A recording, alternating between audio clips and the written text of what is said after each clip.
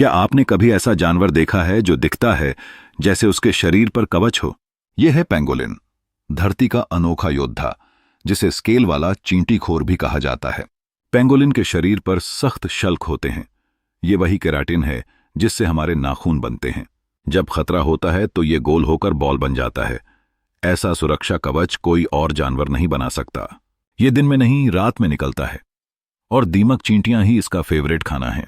लेकिन अफसोस, इंसानों की लालच ने इसे सबसे ज्यादा तस्करी किया जाने वाला जानवर बना दिया है। हर साल